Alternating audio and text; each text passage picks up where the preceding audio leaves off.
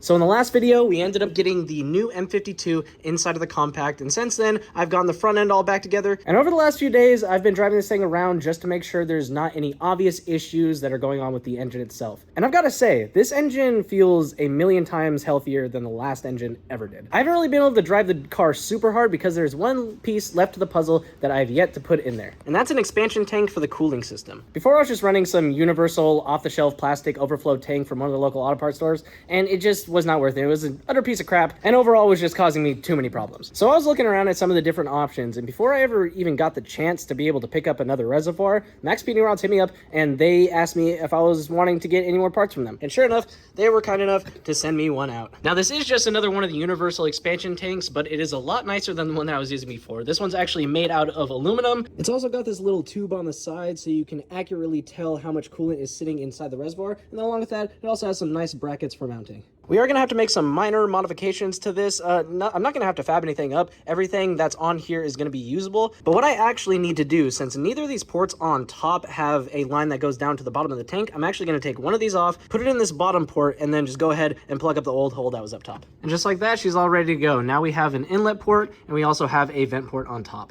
Now, I think for the time being, I'm going to end up mounting this right somewhere in here. It's over on the cold side of the engine bay, and it's kind of tucked away, not in a terrible spot. Now, of course, I am going to have to make some bracketry to make it fit right there, and I actually found something really nice over at Lowe's earlier. So I was looking online for some metal that I could go pick up that I'd be able to use for bracketry, and I came across these 18 gauge plates. What makes these really nice is that they're strong enough to where they're going to be able to hold up the reservoir, but they can also bend pretty easily. So my plan is, I'm going to use these stock holes that are already here on the front core support, and we're going to use those as our mounting points, and then I'll just be able to bend this down in order to mount up to the brackets on the side of the reservoir. Alrighty, so I went ahead and got the brackets bent up, and I actually have them mounted to the core support. And as you can see, they are actually on the exhaust side now, because I noticed when I went to go mount them on this side, with the reservoir actually in, there's almost no room down there for a hose to get onto that lower port. So I figured it would just be easier, instead of flip-flopping all this stuff around, I'm actually just going to, for now, put it on the exhaust side, so that way the lower port is completely unobstructed,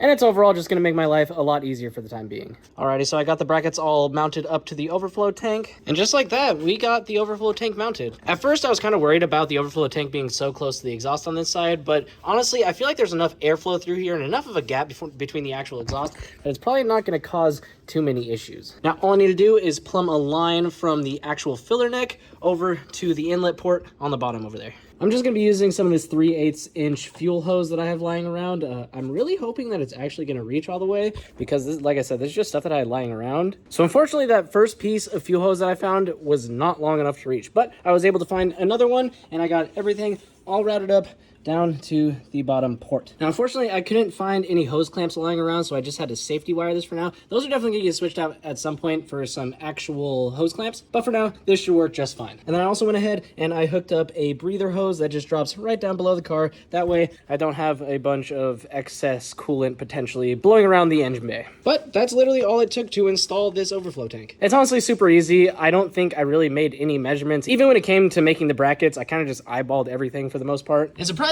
it turned out looking pretty decent. Big thank you to Max Speeding Rods for sending that out. If you guys want to pick up this same tank, I'll put a link to it down in the description. And as always, if you use my code JAMDRIFTS at checkout, you'll get 10% off your entire order. So go check out their website.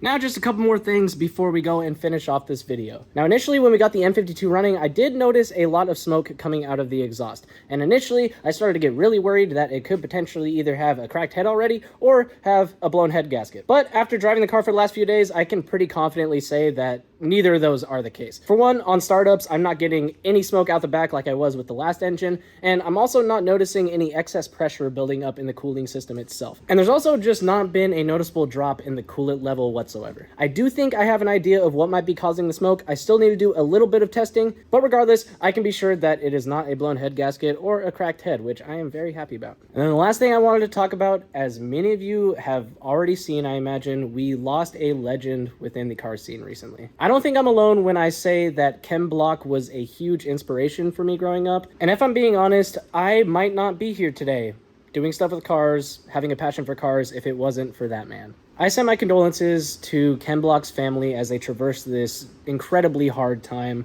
and I wish nothing but good for them in the future. But on that note, guys, I think that is going to mark the end of this video. A bit of a shorter one today. One of my goals this year is to be able to put out more content for you guys. I really want to try and hit about a video a week. Hopefully, most of the videos won't end up being this short, but you never know. I'm really out here trying my best to provide content that's not only informative, but also entertaining at the same time. And honestly, I have a hard time coming up with stuff to do every week, you know? But anyways, I hope you guys enjoyed this video. I hope y'all have a wonderful day, and I will see you in the next one.